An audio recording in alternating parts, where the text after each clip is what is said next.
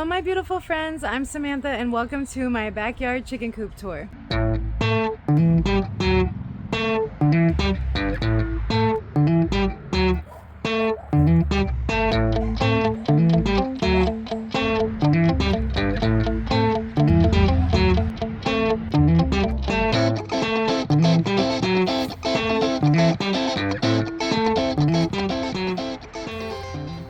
Before we get started, I wanted to give you just a little breakdown of why I even wanted chickens in the first place, just so that you can get to know me a little bit better. Our last duty station, we lived in Washington State, and we had a friend from church who had backyard chickens, and we went over there for a visit, and I instantly fell in love with them. I thought they were so cute, and I really wanted to have backyard chickens of my own. So fast forward a couple years, we're now in the great state of Tennessee, where you can have up to 8 backyard hens. I did do a lot of research on chickens before I got them. I watched a lot of YouTube videos from other creators on here who have backyard chickens and are very knowledgeable. So there's obviously a lot of people who are very handy, who have the tools and the means to build these amazing chicken palaces and just make really great, well-constructed homes for their chickens. And then there's also people who just are really well off and can afford to buy a really nice chicken coop. And then you have people like me who is always trying to get something done on a budget. And I kind of watched these other creators and felt like I had to wait until I had enough money to have this big, amazing wooden chicken coop. Whether we were building it ourselves or buying it, it was going to cost a lot of money. And then when my husband got deployed in the spring, I found myself having a lot more extra free time. One of the things that I really wanted to make happen was get the chickens and just get it started and do it as cheap as possible. I bought the coop inside the run from Amazon for $160. The run itself was a gift from my mom, but it was $180, so you can find them very inexpensively. Now obviously wooden chicken run is going to be a lot more structurally sound and sturdy and heavy. So if you're concerned about that, it might be something to consider. But if you're not concerned about that and you're on a budget, these metal chicken runs from Amazon are going to be a lot cheaper. My chicken run came with some really wimpy, pretty small ground stakes to keep it in place. I ended up opting for a more sturdier solution, and I got these 12-inch ground stakes from Amazon. And I did start to winterize the chicken coop because I want the chickens to be nice and warm. So I got these tarps from Amazon, and I just used this Gorilla Glue duct tape. It's supposed to be like outdoor friendly and water resistant. Now I know most people are going to be concerned about predators coming into the coop, and that's the number one thing that you want to try to avoid happening. Depending on where you live, predators are going to be different. Like if you're out more deep into the country, we're still like within city limits here. There's a highway right behind our house and it's pretty noisy, so I don't think predators are too much of an issue here, but obviously I wouldn't want to take the chance. So I still did a couple things to make sure that nothing can get inside the coop. I know that most of the time predators are going to try to come in from underneath, and that's why I have lined the sides here with bricks. I'm not totally done. I still have to do the back and the other side, but this was my plan to make sure they can't dig. The reason why I haven't been rushing to get it done is because the ground here is very hard. It's like solid rock underneath the grass almost. I feel like it would be very, very hard for a predator to dig underneath, but eventually I will have the coop fully lined just so that I don't have to worry about it at all. So coming into the coop, this particular coop on Amazon did not come with any roosting bars. This was actually a piece to a bed frame that I was no longer using. It was the perfect length. It already had these holes where I could attach it to the steel frame. And then I bought this hemp cord on Amazon and I wrapped it so the chickens' feet wouldn't get cold at night. I actually got these dried out wood tree branches from a post on Facebook Marketplace where someone was giving it away for free. I just kind of lined them up there so that the chickens wouldn't have a hard time getting up here from the ground. Coop is the one that I bought on Amazon for $160. In my opinion, it's a very good coop for the price. It's solid wood. You got 2 roosting bars in there, and then you also have 2 nesting boxes in here.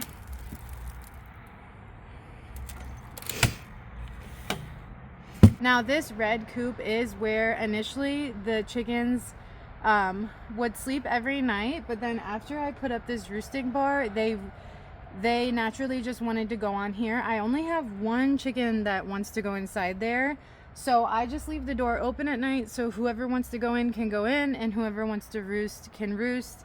I don't see any harm in it. The chickens love to come out here and take dust baths inside my little garden area. Now I don't mind, because after I got the chickens, I kind of gave up on my garden because it was a lot at once. As sad as that is for me to admit, it was a lot trying to keep up with the garden and the chickens, and I kind of let the garden go. And it's getting cold now anyways, so next spring when it's time to start everything back up, I'm gonna try my best to keep on top of both. But the only issue with that is if you're gonna let your chickens free range, they're gonna get into everything. They get in your garden, they're gonna mess with it, they're gonna go poop on your patio. I think that's something that a lot of people don't realize right off the bat until they have the chickens.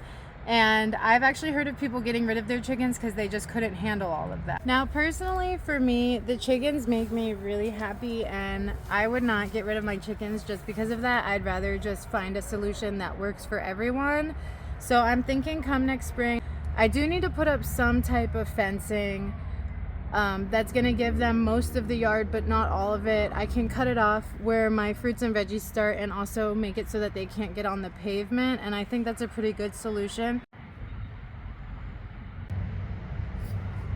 Well, as you can see, I do use pine shavings in the coop. I know there are many alternatives. I wanted to go for hemp, but honestly, it was just way too expensive to fill up my coop with it right now.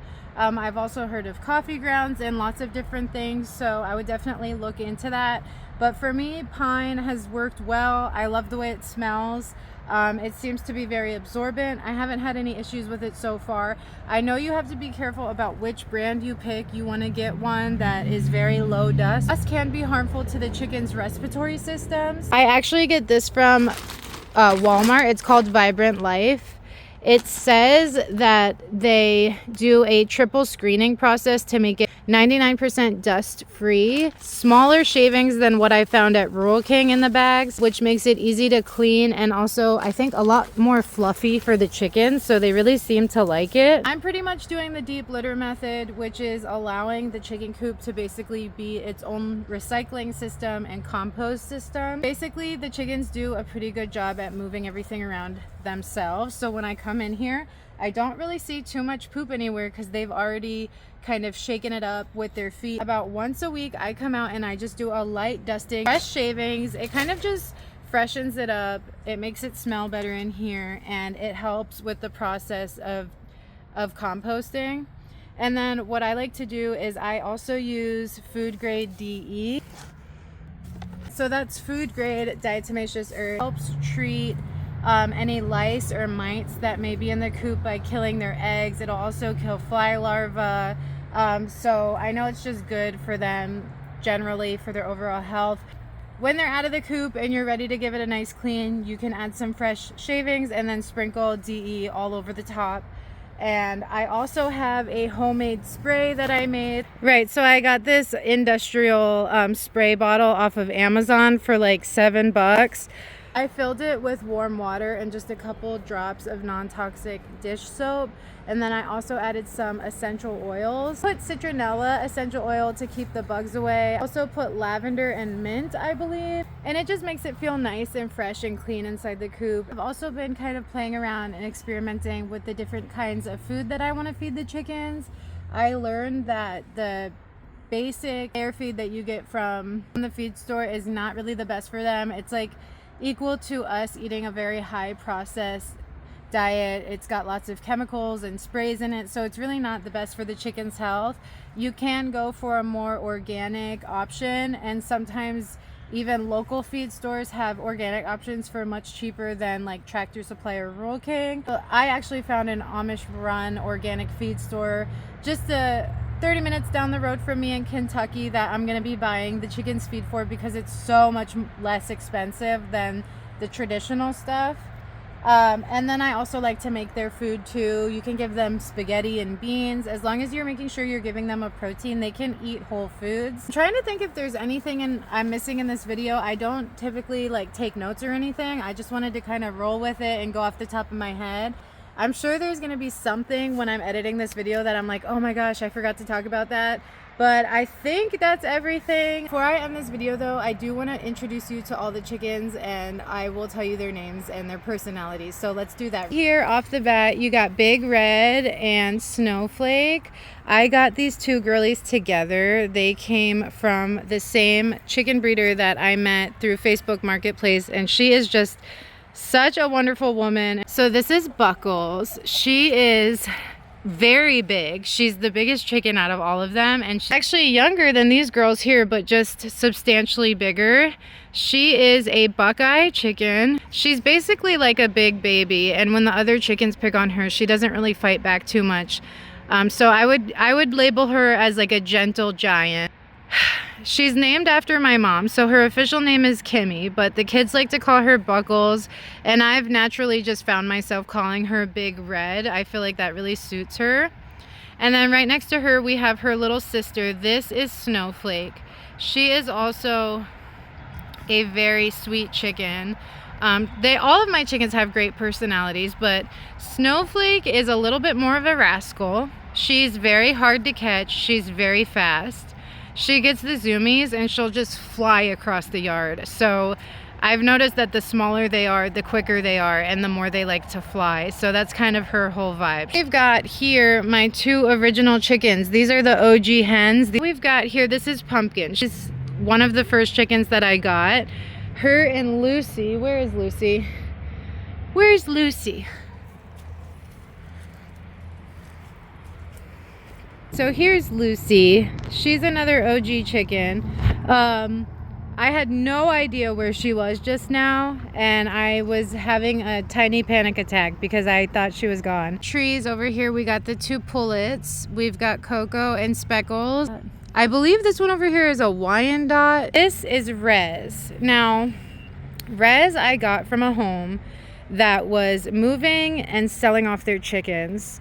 They did not keep their chickens in a enclosure, and they had gotten attacked by a raccoon, and Rez was like one of the only, I think Rez was the only chicken to make it out of that alive. And it was not my plan to adopt her, but I felt so bad, and I knew if I left her behind, she would likely be attacked that night. So I ended up just taking her with me, and she has had some health issues that I've tried to help her with. I don't know quite what's wrong with her, but right now she's not currently laying, and she just seems a little bit different than the other chickens. I did isolate her for a couple weeks, and it seemed like she was getting better, but I don't know, she definitely got better after that, but it just feels like there's something always off with her. And so I'm hoping that she comes to a full recovery, but we'll just have to give her some time and see what happens. It seemed like the chickens that I bought in groups stay in those groups. Look out, Pumpkin and Lucy are usually always together, and then you got Buckles and Snowflake that are usually in a pair. Rez kind of just like hangs out and does her own thing, and then of course the baby pullets are always going to be together as well.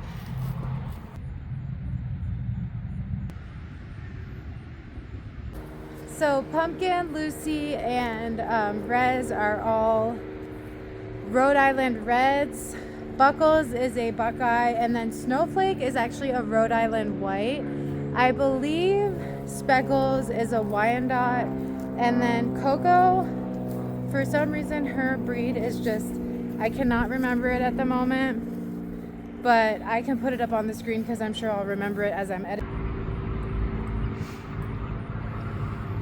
They really love having the pullets though. I'm so happy that I made the decision to bring them into the flock. They are so sweet, and it was just such a nice experience. The one thing I will say is that if you're looking to get chickens just solely for the purpose of having fresh eggs, I do not recommend it. You can get pasture raised eggs from the grocery store nowadays, and it would be a lot more easier than raising chickens and keeping chickens. Chickens are a lot of work, but they are also really rewarding. I would consider them more as a backyard pet, with the added bonus of getting an egg every day if you're lucky, because I have heard so many times from people that I know that they got chickens and tried it out and ended up just not keeping them, which makes me really sad. I love coming into my backyard and being able to just hang out with them. But I think that is going to be it for today's video. Thank you so much for tuning in and checking out the coop. It is not the most aesthetic thing in the world. I totally understand that, but it gets the job done, and it gave me the possibility of having chickens on a budget, and I just love that. So thank you for watching, and I'll see you in the next one. Bye.